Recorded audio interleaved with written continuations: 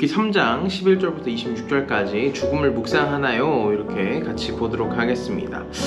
자신의 출생에 의문을 갖는 욥이라는 제목으로 11절부터 19절까지 있는데 볼게요. 내가 왜 모태에서 죽지 않았던가? 내 뱃속에서 그 뱃속에서 나오면서 왜 숨을 거두지 않았던가? 나를 받을 무릎이 왜 있었던 건가? 뭐 이렇게 이제 자신이 왜 태어나는지, 자신이 왜 존재하는지에 대한 의문을 계속해서 막 이렇게 물음표로 하죠. 그러니까 얼마나 힘들었던 상황인지에 대한 얘기를 하는 거죠. 왜 내가 살까? 왜 나한테 이런 고난이 있을까? 왜 내가 태어나서 이런, 엄마는 왜 나를 낳았을까? 뭐 이런 이야기를 하고 있는 거예요. 나를 먹일 유방이 왜 있었는가? 뭐 이러면서 그렇지 않았더라면 지금 내가 조용히 누워서 자고 또 쉬었을 텐데, 자기들을 위해 폐허를 재건한 이 땅의 왕들과 그 신하들과 함께 있었을 텐데, 또는 금을 가진 지도자들, 은으로 집을 가득 채운 지도자들과 함께 있었을 텐데, 또는 낙태된 아이처럼 세상 빛을 보지 못한 아이처럼 되어 있었을 텐데, 거기는 악인이 소란을 멈추고 지친 사람들의 쉼을 얻으며 갇힌 사람들이 함께 쉬고 억압한 자의 소리를 들리지 않는 곳이다.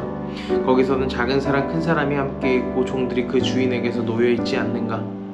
자, 이것이 어떤 거냐면, 저는 이걸 묵상하면서 어떤 모습을 봤냐면 자살을 생각하는 사람들이에요. 자살을 생각하는 사람들. 이 욥이 진짜 얼마나 힘들면 차라리 죽는 게 낫지 않나? 내가 죽고 나서 가는 곳은 지금보다 낫지 않는가? 뭐 이런 생각을 하게 되는 거죠. 요즘 시대에 보면 이런 자살 인구가 참 많은데, 특히 이제 10대, 20대 자살이 참 많다고 해요. 근데 저는 개인적으로 생각했을 때 자살을 왜 하는지에 대해서 의문을 갖는 게 아니고요, 얼마나 힘들면 이 자살을 선택하는가에 대한 이 사회에 대한 아픔이 느껴지는 거예요.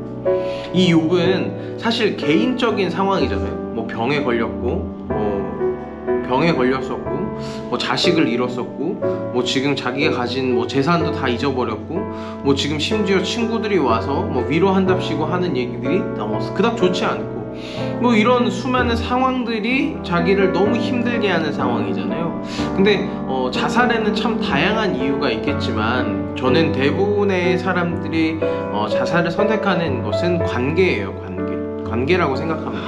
뭐 친구 간의 관계, 뭐 부모 간의 관계, 뭐 옆에 있는 뭐 직장 동료 간의 관계, 또는 돈의 관계, 뭐 여러 가지 이런 있는데, 사실 인간은 관계적인 동물이기 때문에 어떤 관계가 끊어지는 것이 자신이 진짜 자신의 정체성, 또는 자신이 왜 존재하는지에 대한 의문을 갖게 만드는 거라고 저는 생각하는데요. 오늘 이 지금 욥이 가지고 있는 이 특징들이 사실 정말 자살을 생각하는 사람들이 생각하는 그 특징과 같고, 저도 힘들었을 때 이런 생각을 하게 한 적이 있었던 것 같아요. 한번 그 뒤에 볼게요.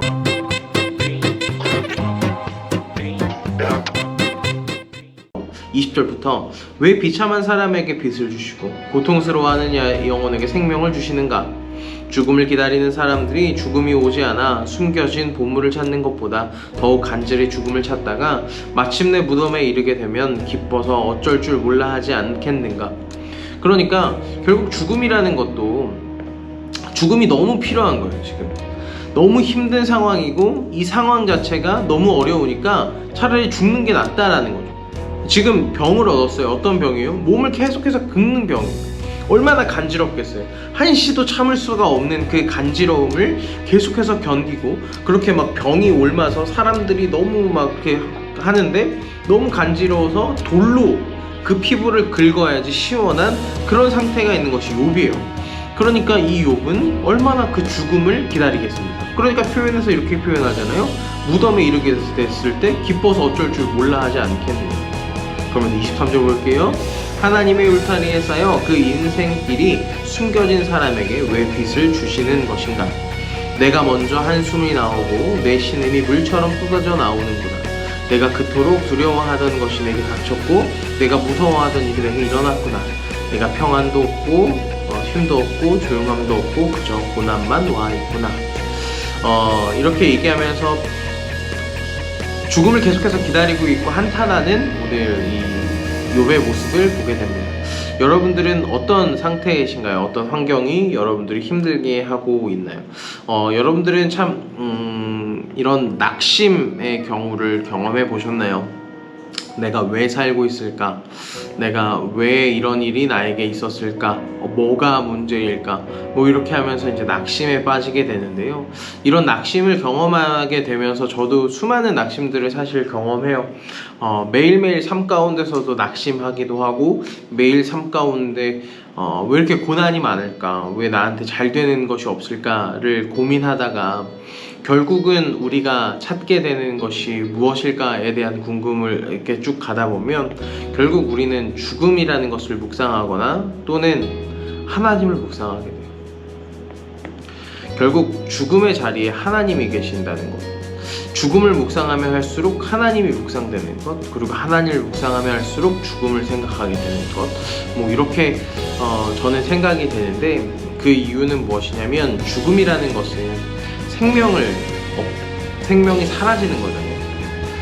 그러면 죽음을 묵상한다는 것은 곧 생명을 묵상한다는 것이기도 하거든요. 생명을 묵상한다는 것은 곧 하나님을 묵상하게 되는 것입니다. 우리가 낙심하는 순간 혹시 죽음 가운데 묵상이 된다면, 또는 죽음이 묵상된다면 그 죽음으로 끝나는 것이 아니라 생명에 대한 묵상까지 나아가시기 바랍니다. 그리고 나에게 왜 이 생명을 주셨는지에 대해서 한번 생각해 보시고, 그리고 의문일 수도 있고요. 뭐 여기서 말하듯이 자신의 생명을 연장시킨 하나님에 대해서 의문을 제기하기도 합니다 라고 하는데, 여러분이 왜 살고 있는지에 대한 궁금증이 있다면 낙심 가운데 끊임없이 하나님을 한번 묵상해 보십시오. 그렇다면 나에게 생명을 주시고 나에게 오늘 하루를 주신 하나님의 뜻을 발견할 수도 있을 것입니다.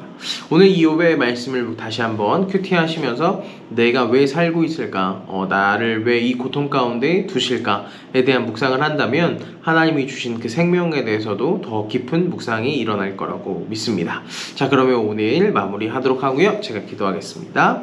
하나님 감사합니다. 우리 생명을 허락하여 주시고 우리 하루를 허락하여 주신 주님, 유튜브를 통해서 함께하는 모든 아이들에게 하나님의 은혜가 더욱 충만하길 원하며 오늘 말씀도 잘 읽어내며 오늘 말씀도 잘 묵상할 수 있도록 도와주시옵소서. 거룩하신 예수님의 이름으로 간절히 기도합니다. 아멘.